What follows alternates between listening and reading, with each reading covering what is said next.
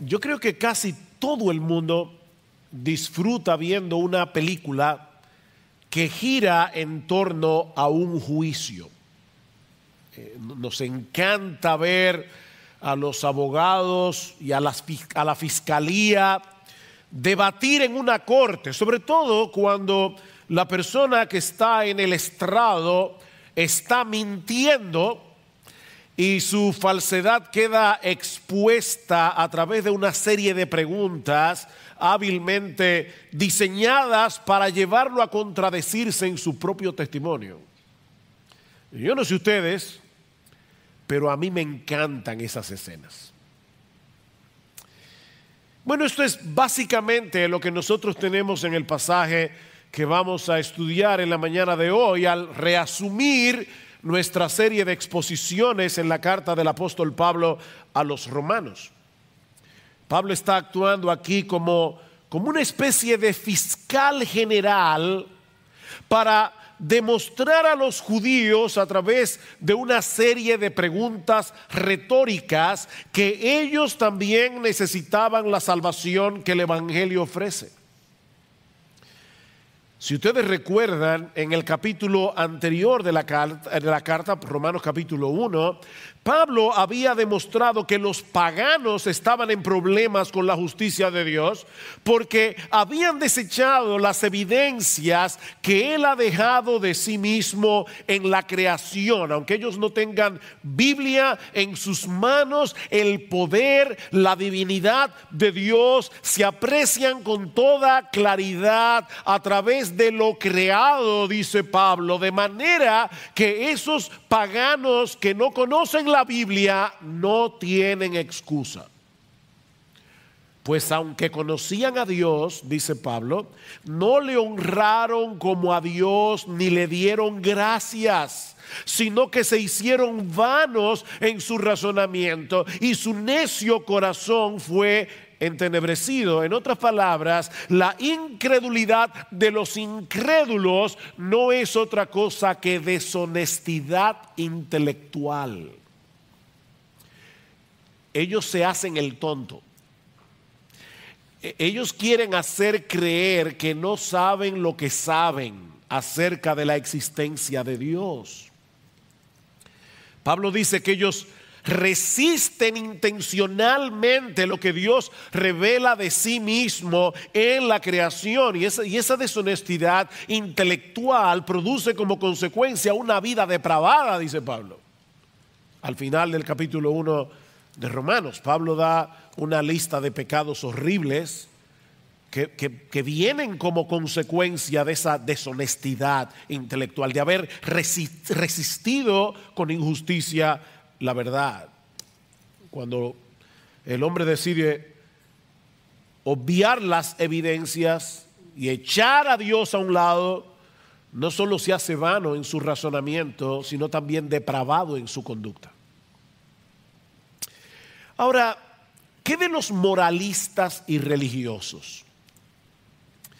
¿Acaso no es cierto que aún en el mundo pagano antiguo había personas como Séneca, por ejemplo, que condenaban la inmoralidad, que exaltaban la virtud? Aristóteles escribió todo un libro acerca de ética, el filósofo griego. Platón hablaba de las verdades absolutas y de los valores absolutos. Exaltaban las buenas obras. Siempre ha habido gente así en el mundo. ¿Se van a condenar ellos también como el resto de los paganos? ¿O qué podemos decir de los judíos, el pueblo escogido por Dios en el Antiguo Testamento? Muchos de ellos manifestaban una conducta realmente opuesta a la cultura del mundo greco-romano, por lo menos lo que ellos profesaban con sus labios. ¿En qué posición se encuentran los judíos frente a la justicia de Dios? De hecho, yo creo que los cristianos, muchos cristianos evangélicos en el día de hoy están confundidos con respecto a ese tema. Bueno, eso es lo que Pablo va a responder ahora a partir del versículo 17 del capítulo 2 que vamos a considerar esta mañana. Como veremos en un momento, lo que Pablo quiere demostrar es que los judíos también estaban en problemas. Los paganos están en problemas, los gentiles, las naciones del mundo están en problemas, los judíos están en problemas. De hecho, su condición es aún peor que la de muchos paganos, dice Pablo, porque ellos no se ven a sí mismos como personas en problemas. Se sentían demasiado confiados por ser judíos. Lo mismo que sucede con mucha gente en el día de hoy. Y quizás hay algunos sentados aquí esta mañana. Esto es serio, mis hermanos. Personas que van camino a una condenación a la sombra de un púlpito. Personas que pertenecen a una iglesia evangélica y que van camino al infierno, autoengañados, pensando que son lo que no son. Así que por favor, no cierres tus oídos a este mensaje, aunque tú no seas judío. Vamos a hablar de los judíos, pero no apagues el receptor.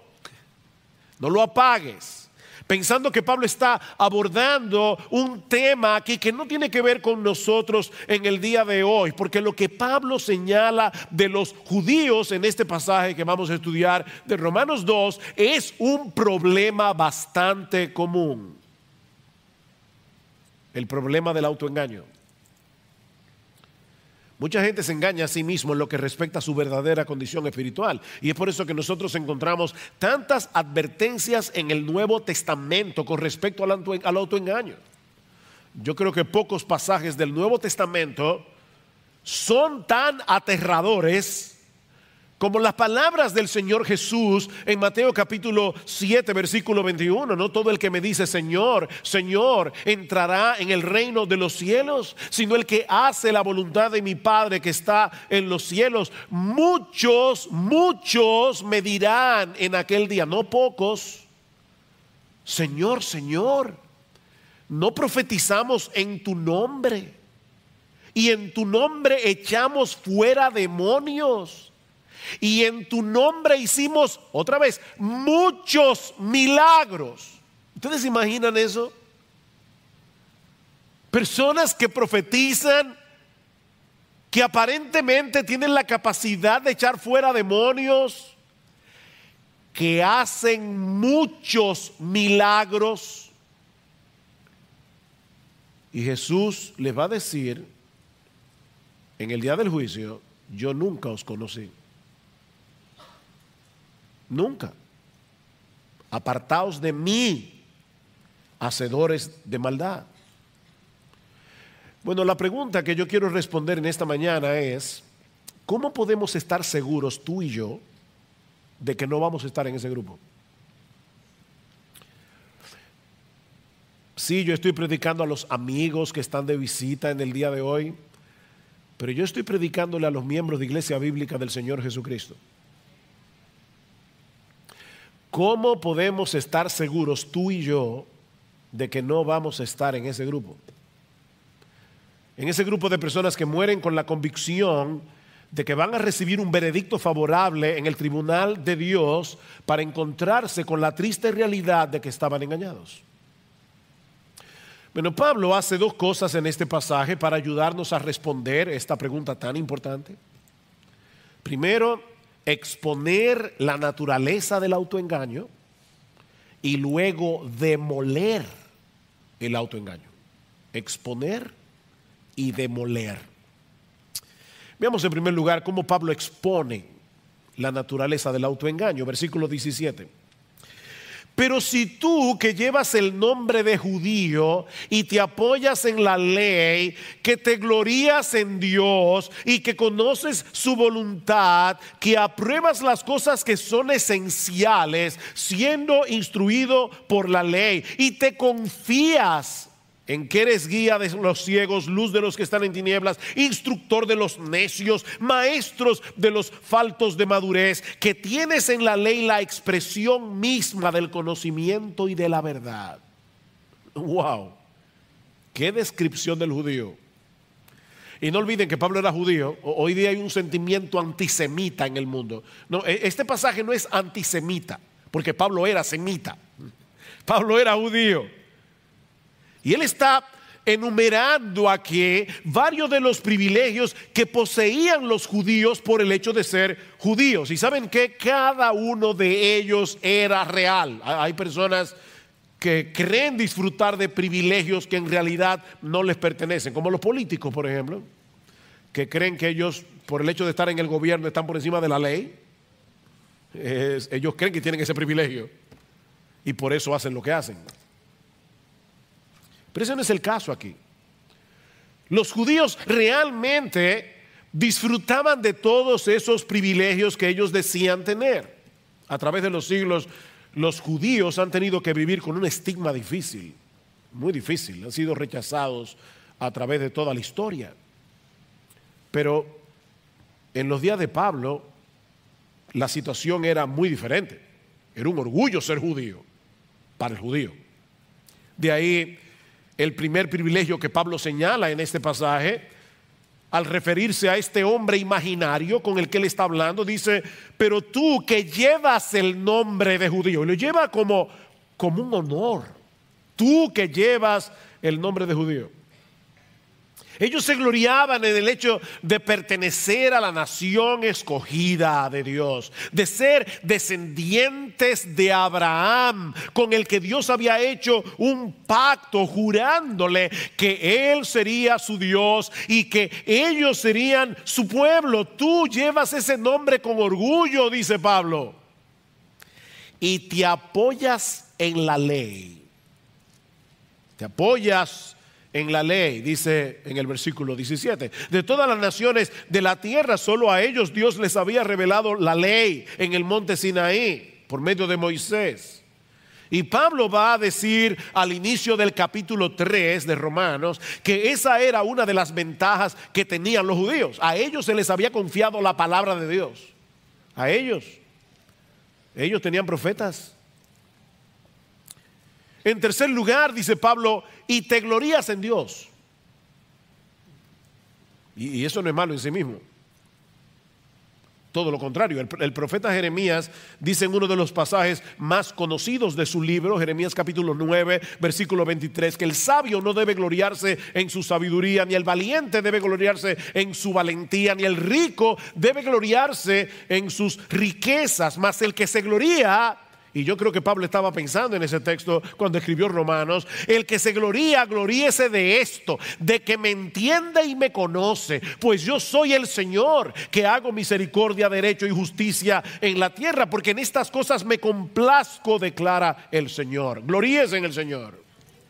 De hecho, Pablo va a decir esto más adelante en Romanos capítulo 10, Romanos capítulo 5, versículo 11.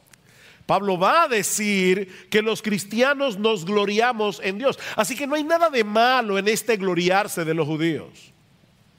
De hecho, no hay nada más sensato en la vida que gloriarse en Dios, en vez de gloriarse en uno mismo. En cuarto lugar, Pablo dice en el versículo 18: y conoces su voluntad. Conoces su voluntad. Y me llama la atención que el texto dice literalmente: conoces la voluntad, refiriéndose obviamente a la voluntad de Dios. El mundo está sumido en un mar de relativismo, pero tú conoces la voluntad del que creó el mundo. Eso es un gran privilegio que tú y yo tenemos también. Nosotros conocemos la voluntad, no una voluntad, la voluntad. Nosotros conocemos la verdad de Dios revelada en su palabra. En quinto lugar, Pablo dice: y apruebas las cosas que son esenciales, siendo instruidos por la ley, o como se puede traducir también, apruebas las mejores cosas. Precisamente por tener el privilegio de ser instruido por la ley de Dios, el judío podía escoger aquellas cosas que en verdad tenían valor. Él podía ver las cosas tal cual eran en verdad. Y por todas esas razones, y en sexto lugar, Pablo dice que el judío se veía a sí mismo como alguien competente para enseñar la verdad a otros. En medio de este mundo entenebrecido, ellos eran el faro de Dios para la humanidad. Versículo 19, y te confías en que eres guía de los ciegos, luz de los que están en tinieblas, hablando de los gentiles, instructor de los necios, maestros de los faltos de madurez, tal vez para hablar de los prosélitos que se hacían judíos siendo gentiles, que tienes en la ley la expresión misma del conocimiento y de la verdad. Los judíos tenían una gran ventaja sobre las naciones gentiles que no habían recibido la luz de la revelación divina. Ellos tenían muchos privilegios. ¿Cuál era entonces su problema? Que por el mero hecho de tener esos privilegios, ellos pensaban que estaban exentos del juicio y de la ira de Dios. No. Nosotros somos el pueblo escogido. Ellos veían sus privilegios como una especie de refugio que los iba a librar del desastre cuando tuvieran que enfrentarse delante del tribunal de Dios. Recuerden, mis hermanos, porque hace ya unos domingos que detuvimos la serie de Romanos, que esta porción de la carta, en esta porción Romanos 1:18 a Romanos capítulo 3 versículo 20, Pablo está tratando de demostrar que la necesidad del evangelio es universal. Todo el mundo necesita el evangelio, no importa de qué raza, de qué nación. Es como si Pablo hubiese dejado en suspenso lo que él dice en Romanos capítulo 1 versículos 16 y 17. El evangelio, no me avergüenzo del evangelio porque es poder de Dios para salvación al judío primeramente y también al griego, porque en el evangelio la justicia de Dios se revela por fe y para fe, como está escrito, el justo por la fe vivirá. Pablo ha declarado eso en Romanos 1, 16 y 17. Y ahora deja esa declaración en suspenso para volverla a tomar en Romanos capítulo 3 versículo 21. Noten que Pablo comienza ese texto diciendo: pero ahora, aparte de la ley, la justicia de Dios, recuerden, la justicia de Dios se revela en el evangelio, la justicia de Dios ha sido manifestada, atestiguada por la ley y por los profetas. ¿De qué justicia está hablando Pablo aquí? Él dice, es decir, te lo explica él mismo, la justicia de Dios por medio de la fe en Jesucristo para todos los que creen, porque no hay distinción, por cuanto todos pecaron y no alcanzaron la gloria de Dios. Romanos 1, 16 y 17, el evangelio revela la justicia de Dios. Romanos 3, 21, Pablo retoma el tema. Así que Romanos 1, 18 a Romanos capítulo 3 versículo 20 es como el jamón del sándwich, donde Pablo quiere mostrar por qué todos necesitamos ese evangelio. Judíos y gentiles. Judíos y gentiles. Todos tenemos problemas con la justicia de Dios, incluyendo a los judíos a pesar de sus privilegios. Mi amigo, déjame decirte algo. Y cuando digo mi amigo, yo sé que muchas veces cuando yo uso la palabra mi amigo, los hermanos dicen, no, eso no es para mí, es para los invitados. No, mi amigo es a ti también, hermano, miembro de Iglesia Bíblica del Señor Jesucristo.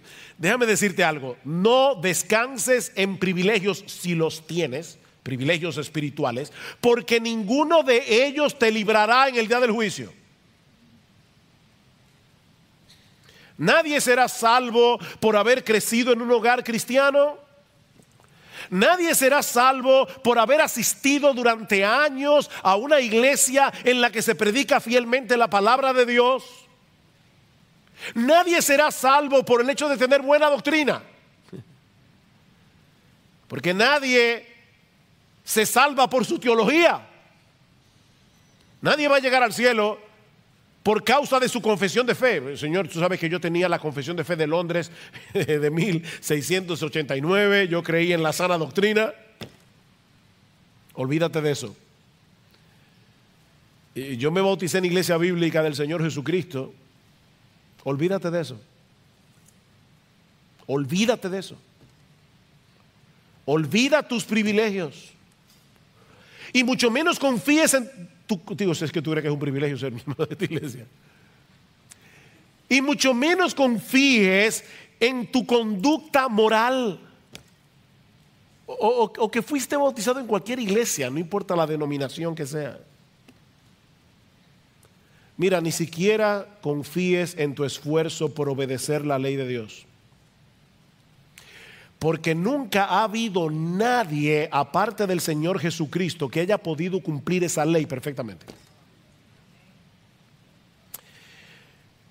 Lo que quiero decir, mis hermanos y amigos que están aquí en esta mañana, es que los privilegios se convierten en una maldición cuando los intercambiamos por la persona de Jesús. Ese es el problema. Y déjenme decirles que aún los cristianos verdaderos pueden caer fácilmente en esa trampa. ¿Saben que cuando nosotros nos convertimos al Señor Jesucristo, se instala en nuestro corazón el software de la gracia, el sistema operativo de la gracia, en el momento de nuestra conversión? Pero como el pecado todavía mora en nosotros, el sistema operativo de las obras es como un virus cibernético que está tratando de dañar el sistema operativo de la gracia. Así que todo el tiempo tenemos que estar luchando con el católico romano que tenemos en el corazón.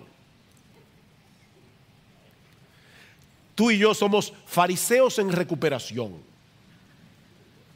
Tenemos que luchar con ese problema y fácilmente podemos caer en la trampa de lo que alguien ha llamado el moralismo cristiano. Moralismo cristiano. Mira, cada vez que tú te jactas de algo que hayas hecho, cada vez que presupones que te has ganado el favor de Dios por tu obediencia, has caído en la trampa del moralismo cristiano. Mi hermano, nunca olvides que aparte de Cristo no merecemos ninguna otra cosa que la condenación, y que aparte de su gracia no podemos hacer absolutamente nada que de verdad sea agradable en la presencia de Dios. No hay nada de qué gloriarse. El que se gloría, que se gloríe en el Señor. El problema del judío, como dice Pablo, y yo lo dejé en suspenso, pero ahora quiero retomarlo otra vez, cuando Pablo dice: y te apoyas en la ley. Ven, dependes de la ley, descansas en el hecho de que tienes la ley, en que estás tratando de obedecer la ley. No, mis amados hermanos, Jesucristo es el todo de la vida cristiana. Él es el principio y el fin. Los privilegios son privilegios, las bendiciones son bendiciones, siempre que no sustituyan a Jesús. Porque ni los privilegios ni las bendiciones en sí mismas pueden salvar a nadie ni transformar a nadie. Solo Cristo puede hacer eso, y Él lo hace por medio de la fe. Es decir, cuando transferimos la confianza que todos nosotros tenemos en nosotros mismos, se la transferimos a Él. Y ahora confiamos en Él, no en nosotros mismos. Ya Pablo ha expuesto el autoengaño de los judíos y de todos los que se amparan en sus privilegios para rechazar el evangelio o para tener un poco el evangelio. Pero ahora Pablo va a tratar de demoler, de autodestruir ese autoengaño a través de preguntas retóricas. Ahora tenemos a Pablo el fiscal. El autoengaño demolido. Hace unos domingos atrás consideramos en dos mensajes los primeros 16 versículos del capítulo 2 que anteceden al pasaje que estamos estudiando hoy. Y una de las enseñanzas que nosotros extrajimos de ese pasaje es que, si bien es cierto que la salvación es por la fe y no por obras, recuerden, mis hermanos, que lo que será juzgado en el día del juicio son las obras que evidencian la realidad de la fe. ¿Recuerdan eso? Versículo 5, Pablo dice: mas por causa de tu terquedad, está hablando allí de los moralistas, y de tu corazón no arrepentido, estás acumulando ira para ti en el día de la ira y de la revelación del justo juicio de Dios, el cual pagará a cada uno conforme a sus obras. La salvación es por la fe, el juicio es por las obras. Déjeme aclarar eso por si acaso alguien se olvidó ya de lo que predicamos hace varios domingos. Por ejemplo, definitivamente nadie se va a salvar por obedecer los mandamientos. Eso lo sabemos todos.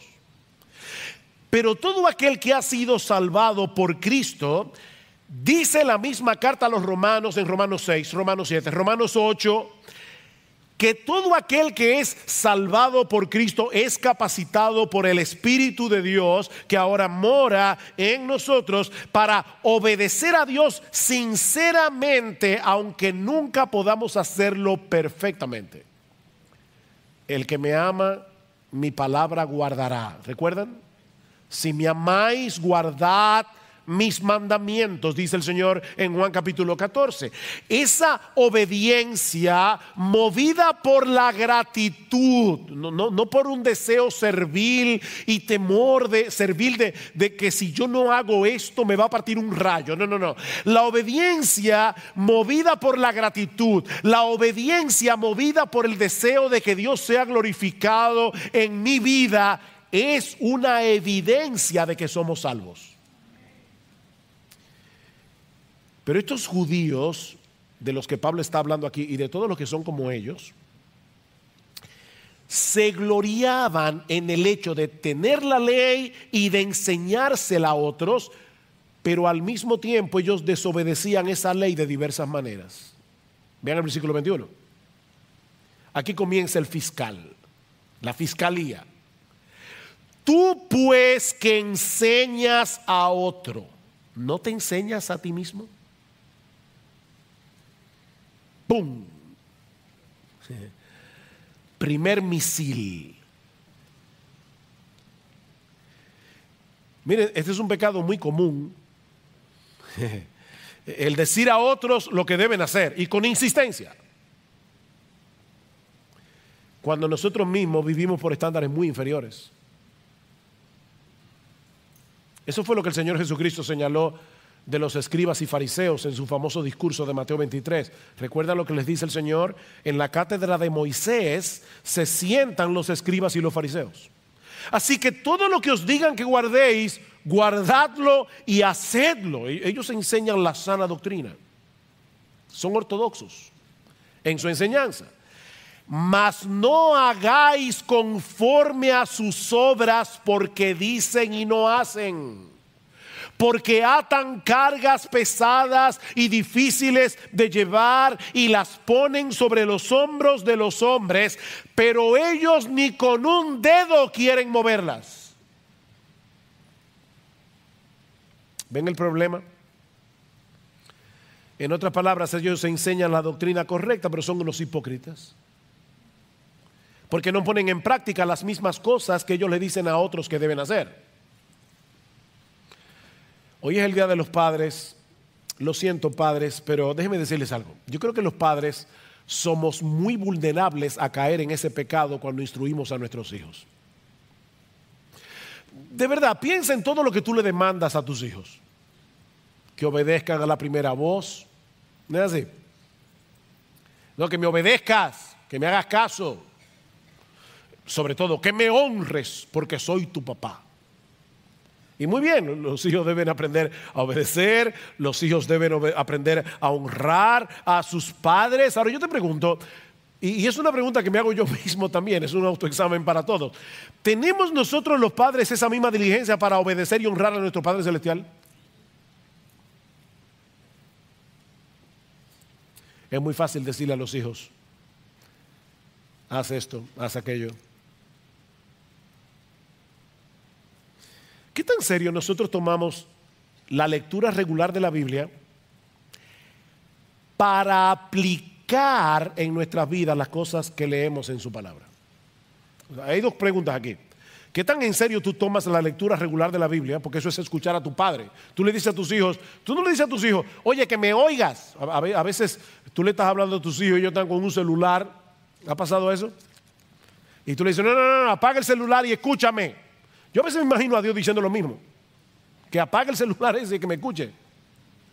Y Él habla a través de su palabra. Entonces nosotros le decimos a nuestros hijos, escúchame, y Dios te dice, sí, escúchame. Que yo soy tu padre, escúchame. Y no me escuches simplemente para decir que hiciste el devocional. Escúchame para hacer lo que leíste. Escúchame. Dice Martin Lloyd-Jones, hablando de este problema: cuando lees tu Biblia día tras día, ¿te aplicas su verdad a ti mismo? ¿Qué pretendes cuando lees la Biblia? ¿Solo tener conocimiento de ella para después mostrar a los demás lo mucho que sabes y para tener argumentos para discutir?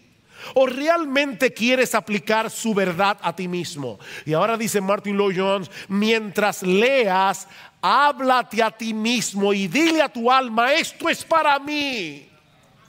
Permite que la escritura te examine. Si no lo haces, puede ser muy peligroso. Me llamó la atención esto último que dice Lloyd-Jones. En un sentido, mientras más conoces de la Biblia, más peligro corres si no te la aplicas a ti mismo.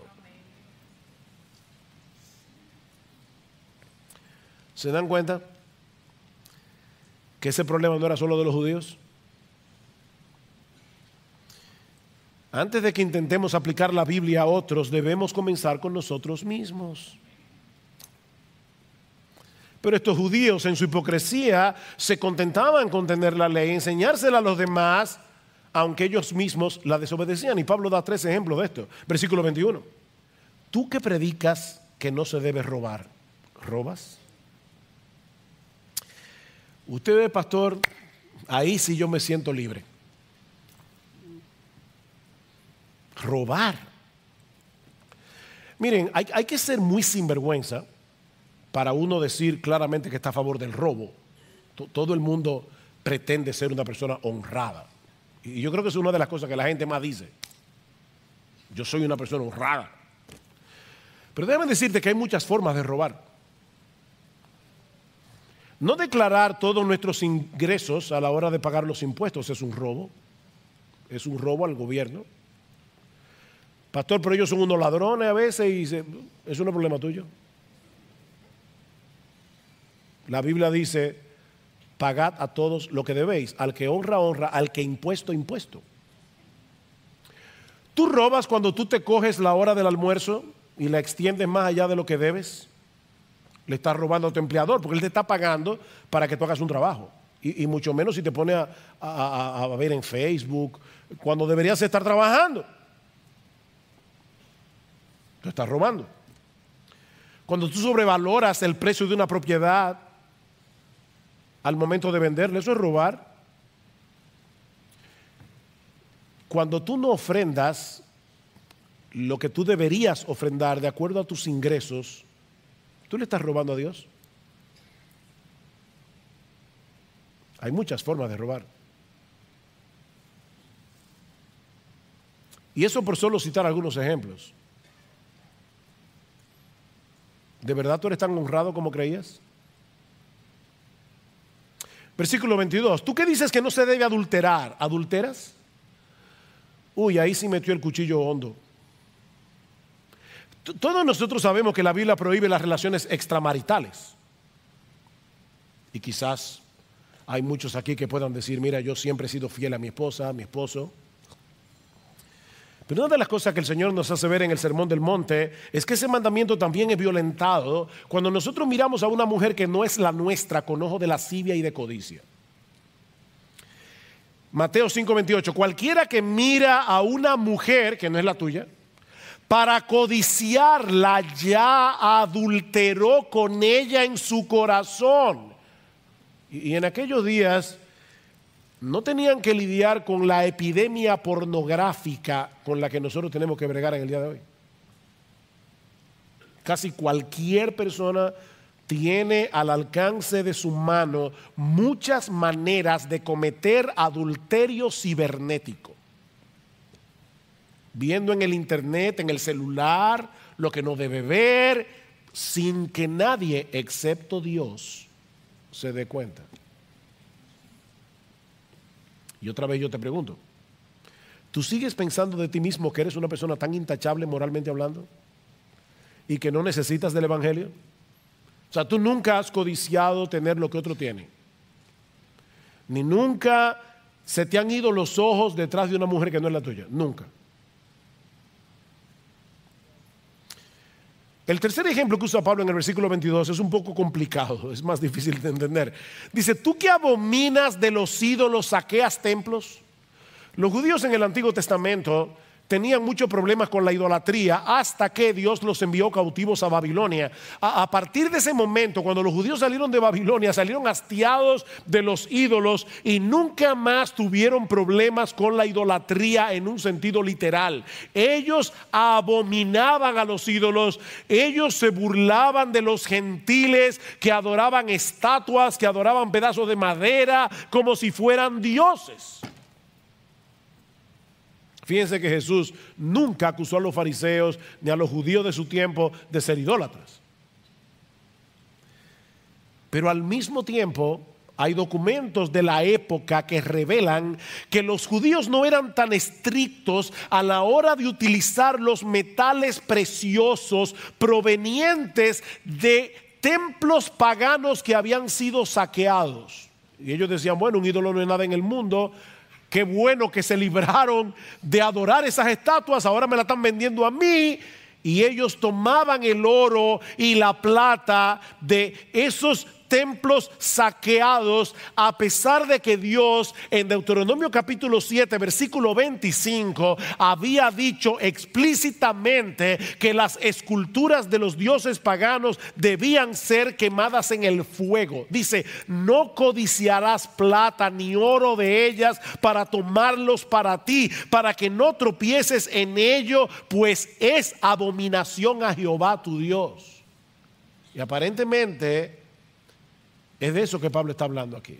Digo aparentemente, yo no quiero ser dogmático, pero es la interpretación que más parece tener sentido. El punto es, mis hermanos, que de una forma o de otra, estos judíos de los que Pablo está hablando en este pasaje, se gloriaban de tener en sus manos la ley de Dios, de ser circuncidados, como veremos la semana que viene, de todos los privilegios que tenían por el hecho de ser el pueblo al que Dios había revelado su voluntad, pero no obedecían.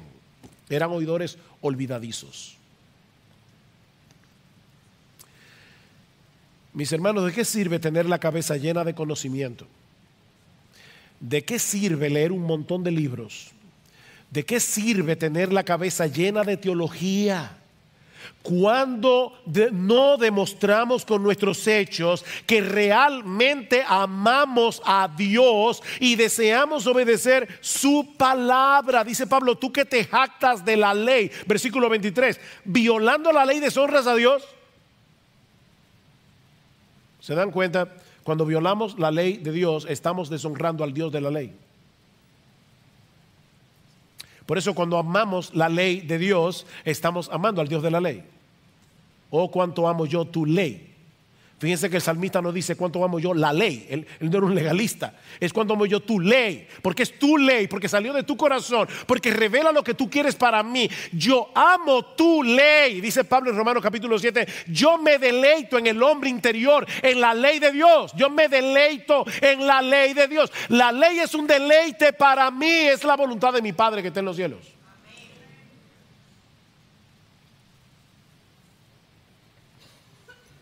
¿Y saben lo que ocurre cuando los que dicen ser el pueblo de Dios viven así? Que hacen que el mundo juzgue mal a Dios por su culpa. Dice el versículo 24, porque el nombre de Dios es blasfemado entre los gentiles por causa de vosotros, tal como está escrito. Pablo está mezclando aquí Isaías 52 capítulo 5 con Ezequiel capítulo 36 versículo 20 al 23, y está uniendo esos dos textos para mostrar probablemente que este patrón de hipocresía no era nuevo en el pueblo de Israel. Mientras se gloriaban en ser el pueblo escogido por Dios, separados para Dios, vivían de tal manera que las naciones gentiles terminaban pisoteando el nombre de Dios que ellos invocaban por culpa de ellos. Y una vez más, mis amados hermanos, este es un pecado muy serio del que los evangélicos no están exentos.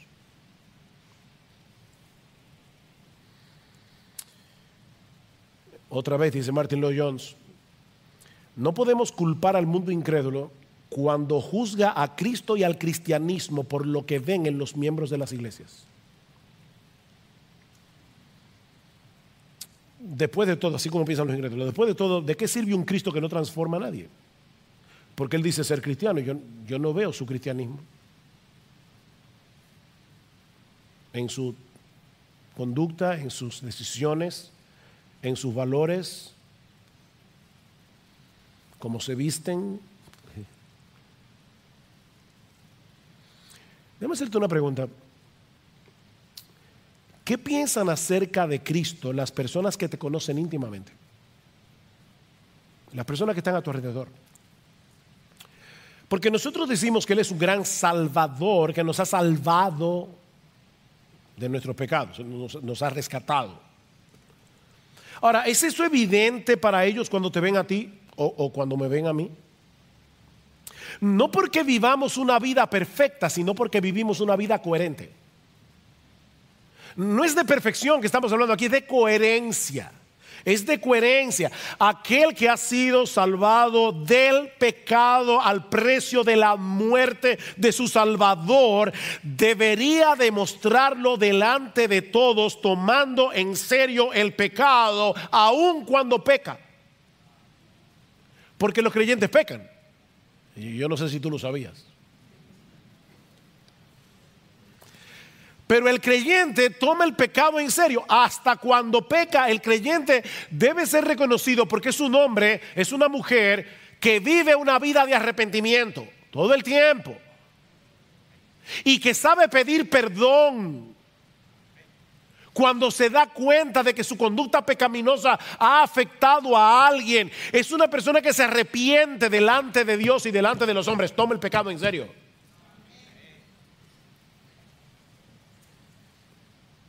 Por eso alguien decía que una vez anunciamos que somos cristianos, y debemos anunciarlo, debemos proclamarlo que somos cristianos, contraemos de inmediato una tremenda responsabilidad. Nuestros prójimos están mirando y observando cómo vivimos. Aseveramos grandes cosas acerca de Dios, dice este autor, y con toda razón, porque Dios es grande. Pero ellos lo juzgarán a Él según lo que vean en nosotros. Ellos, el mundo incrédulo, juzgará a nuestro gran Dios por lo que vean en ti y en mí. Por eso que dice este autor, es una tremenda responsabilidad. Llevamos el nombre de Cristo.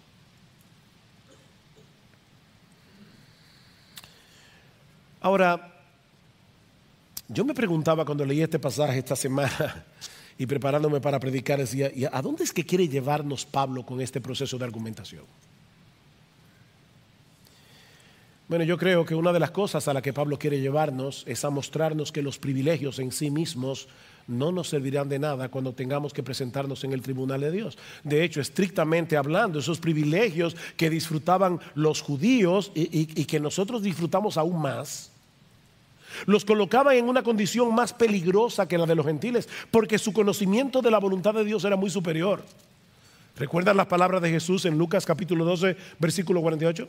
Él dice, a todo aquel a quien se haya dado mucho, mucho se le demandará.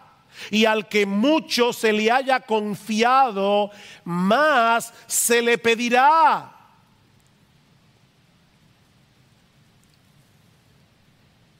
Y si tú has tenido el privilegio de estar bajo la influencia del cristianismo, y voy a hablar como loco aquí, perdónenme porque voy a hablar como loco, como dice Pablo en 2 Corintios 11. Si tú has tenido el privilegio de estar en una iglesia en la que yo creo de verdad de corazón que se trata de predicar fielmente la palabra de Dios, si tú has tenido ese privilegio domingo tras domingo, año por año, tu responsabilidad es aún mayor que de la de los judíos de los que Pablo está hablando en este pasaje. No pienses ni por un momento que por haber nacido en un hogar cristiano, por tener una esposa cristiana, por haber asistido durante mucho tiempo a una iglesia donde se predica la palabra, o porque tienes un entendimiento bastante bueno de la sana doctrina, que tú tienes buena teología, no pienses ni por un momento que por eso tú vas a salir bien parado en el día del juicio. A menos que te ampares únicamente en Jesucristo y en su obra de redención para el perdón de sus pecados, ninguno de esos privilegios te servirá de nada cuando tengas que comparecer ante el tribunal de Dios. Ahora, yo creo que Pablo está tratando de hacer otra cosa aquí. Pablo está tratando de librarnos, porque recuerden que esta es una carta que se escribió a cristianos de Roma en el primer siglo. Yo creo que Pablo también está tratando de librarnos para que no cometamos el error de confiar en nuestra profesión de fe en Jesucristo si somos una contradicción andante de esa fe que profesamos. Yo voy a repetir eso otra vez. Yo creo que Pablo también nos está librando de cometer el error de confiar en nuestra profesión de fe en Jesucristo si nosotros somos una contradicción andante de esa fe que profesamos. Muéstrame tu fe por tus obras, dice Santiago, y yo te mostraré mi fe por mis obras. Muéstrame tu fe sin tus obras, es lo que dice. Muéstrame tu fe sin obras. Yo creo. ¿Y dónde están las obras? Bueno, yo te voy a mostrar mi fe por mis obras. Porque dice Santiago más adelante que una fe sin obras es una fe muerta. Y una fe muerta deja sumido en su mortandad al que la tiene. No te da vida. La fe muerta no da vida. ¿Y cuál es la fe muerta? La que no produce obras. Mira, la Biblia enseña claramente que somos justificados delante de Dios por medio de la fe sola. Y esa palabra es importante. Fue esa palabra lo que hizo la diferencia en el siglo XVII, en la Reforma XVI, en la Reforma Protestante. Somos justificados por medio de la fe sola. La Iglesia Católica Romana cree que somos justificados por la fe, pero no por la fe sola, sino por la fe más las obras, más los sacramentos. No, nosotros creemos que somos justificados por la fe sola fe. Pero esa fe por la que somos justificados nunca se encuentra sola. Siempre viene acompañada de los frutos que demuestran la genuinidad de esa fe. Y ahora yo te hago esta pregunta. A la luz de lo que hemos aprendido hoy de este pasaje, tú puedes estar completamente seguro de que el día de que la muerte toque tu puerta, tú partirás de inmediato a la presencia de Dios. Y si tu respuesta es que sí, ¿en qué basas tu confianza? Porque si no es únicamente en Cristo y en su obra de redención, es mi deber advertirte en esta mañana que estás descansando en una confianza falsa. Solo Cristo salva. Solo Cristo salva. Y Él salva únicamente a aquellos que vienen a Él en arrepentimiento y fe. Voy a terminar de predicar ahora. Y cuando lo haga, por favor, no te levantes de tu asiento de inmediato. Antes, nuestra iglesia ha perdido esa costumbre. Cuando se toca el piano, no es para decir salgan corriendo. Es para que tranquilo allí, en tu asiento, no te pares. El mundo no se va a acabar en 2 minutos. Quédate tranquilo. Quédate en tu asiento. Y medita en oración en lo que has escuchado hoy. Pídele al Señor en oración que te ayude a examinar tu corazón. Dice el salmista en el Salmo 139, examíname, oh Dios, y conoce mi corazón. Él conoce nuestro corazón, pero Él está pidiendo, ayúdame a conocer mi corazón, pruébame y conoce mis pensamientos y ve si hay en mí camino de perversidad. Eso es el salmista orando. Y guíame en el camino eterno. Oh, que el Señor bendiga su palabra hoy.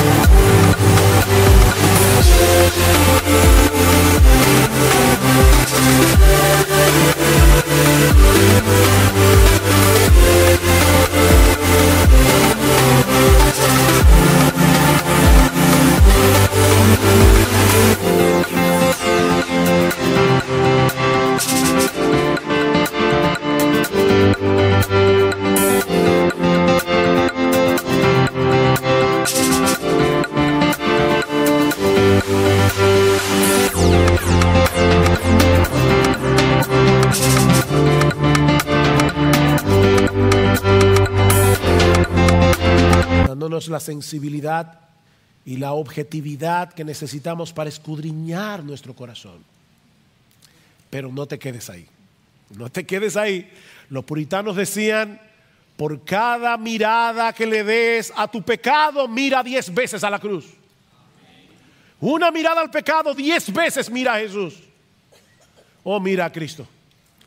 Mira a Cristo, transfiérele a Él la confianza que tienes en ti mismo o en tu religión o en lo que sea que no sea en Él. Y el Señor te concederá el perdón de todos tus pecados y el don de la vida eterna, únicamente por gracia, únicamente por Cristo, únicamente por medio de la fe.